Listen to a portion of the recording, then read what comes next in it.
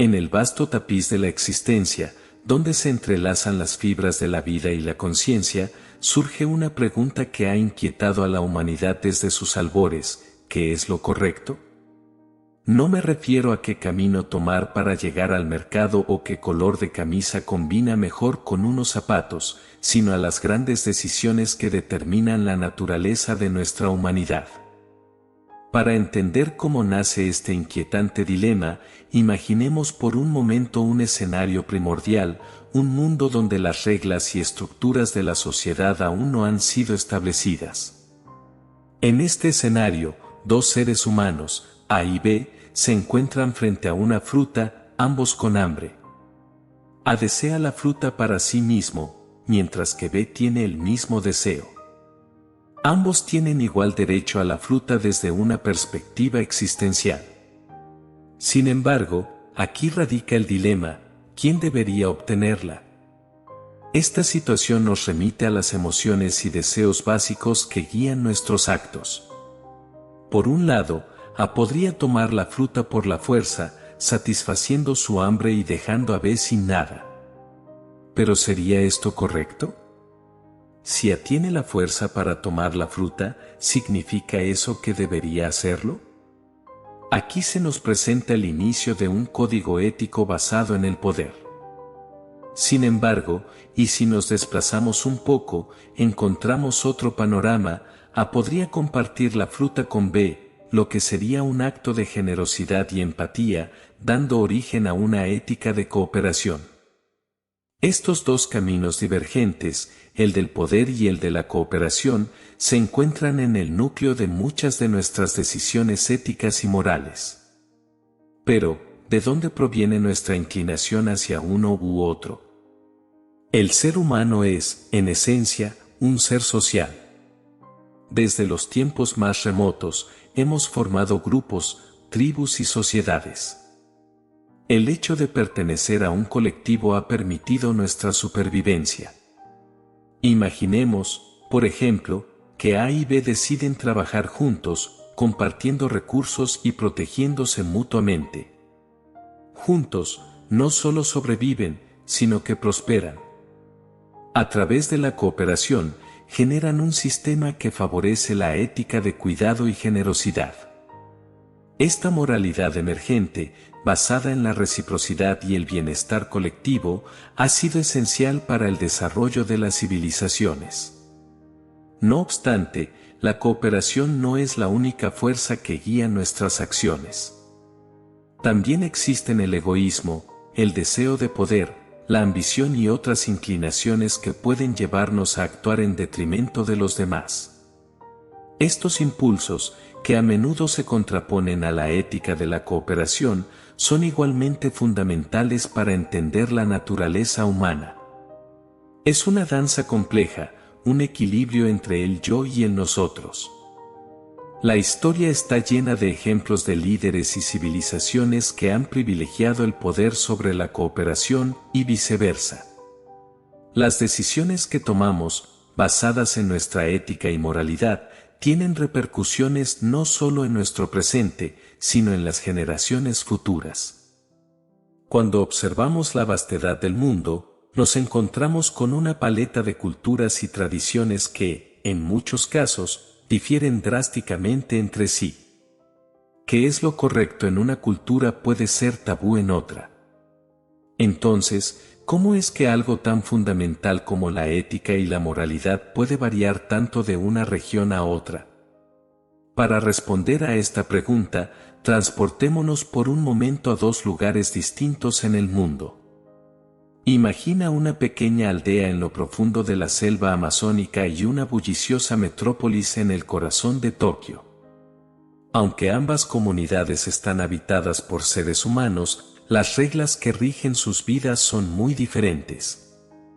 En la aldea amazónica, el acto de cazar para alimentar a la comunidad es no solo aceptado, sino celebrado.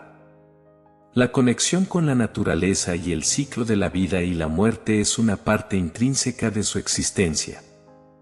En contraste, en el centro de Tokio, el acto de cazar es inimaginable. La alimentación proviene de supermercados y restaurantes, y el ciclo de la vida y la muerte se ve de manera diferente.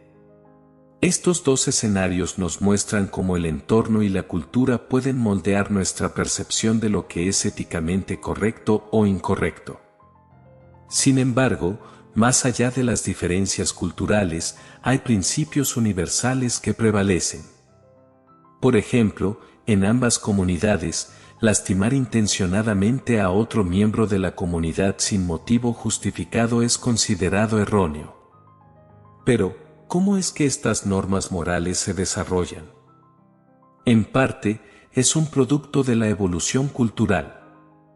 Las sociedades que favorecen la cooperación, el cuidado mutuo y la solidaridad tienen más probabilidades de prosperar que aquellas que no lo hacen.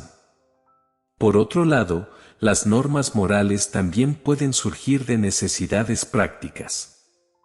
En ambientes donde los recursos son escasos, compartir puede ser una necesidad, no solo una elección ética. A medida que las sociedades crecen y evolucionan, estas normas morales se codifican en leyes, tradiciones y rituales.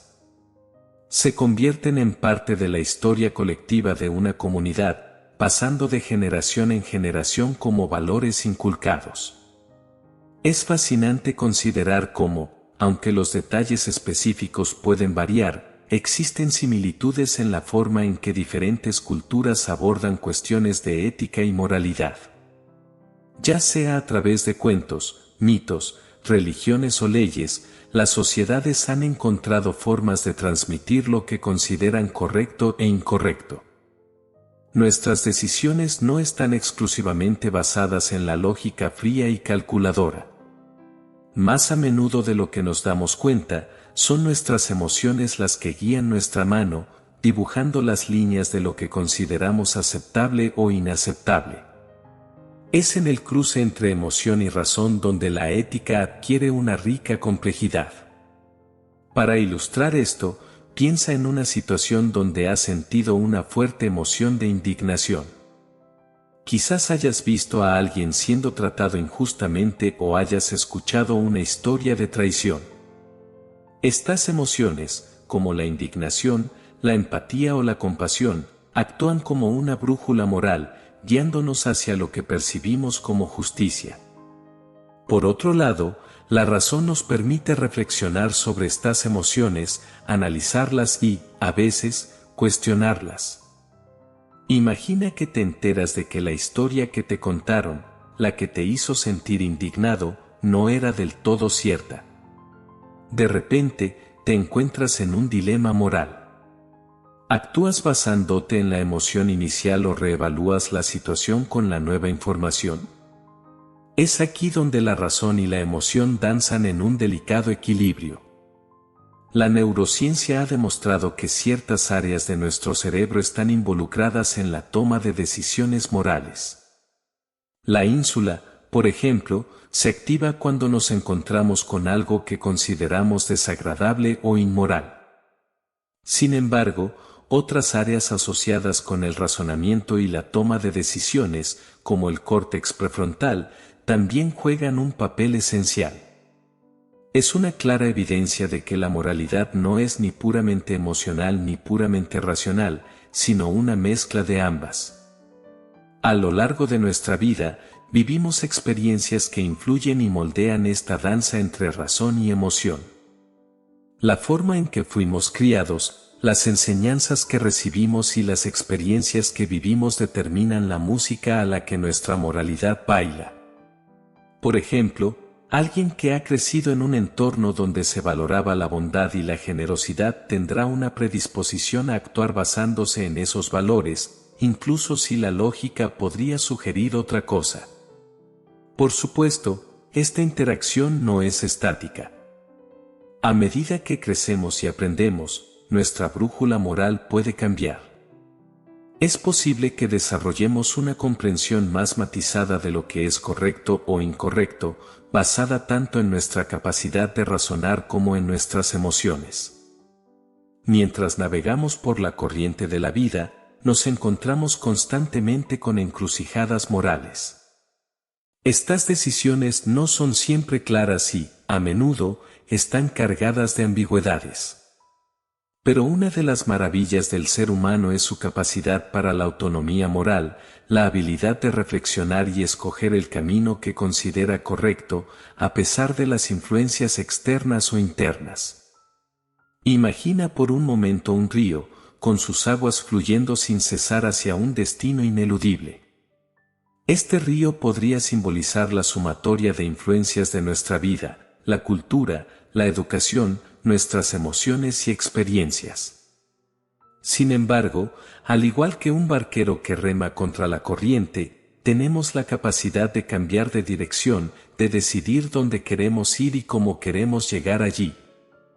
Ese barquero es nuestra autonomía moral. La libertad de elegir es fundamental en la construcción de nuestra ética. Si bien es cierto que las circunstancias pueden influir en nuestras decisiones, en última instancia, somos nosotros quienes decidimos actuar de una forma u otra. Esta autonomía es tanto un regalo como una responsabilidad.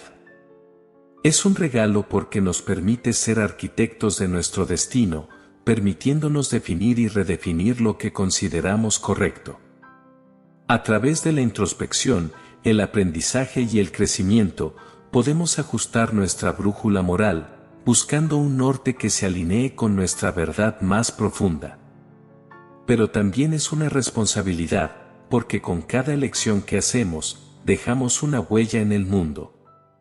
Nuestras acciones, por pequeñas que sean, tienen consecuencias. Y es aquí donde nuestra autonomía moral adquiere una dimensión trascendental. Al reconocer que somos los dueños de nuestras decisiones, también reconocemos que somos responsables de sus resultados. En este sentido, la ética no es simplemente un conjunto de reglas que seguimos ciegamente, sino un viaje de autodescubrimiento. Al decidir qué es lo correcto, también decidimos quiénes queremos ser. Y en esa elección, encontramos nuestra humanidad. Al mirar hacia atrás en este viaje a través de la ética y la moralidad, vemos un paisaje lleno de complejidades y matices. Desde las raíces existenciales de nuestras decisiones hasta la influencia de la cultura, pasando por la danza de razón y emoción y culminando en la autonomía del ser, hemos explorado las profundidades de lo que significa ser moral. Mientras avanzas en tu propia jornada, recuerda siempre que, a pesar de las corrientes que puedan intentar llevarte en una dirección, siempre tienes el poder de tomar el remo y elegir tu propio camino.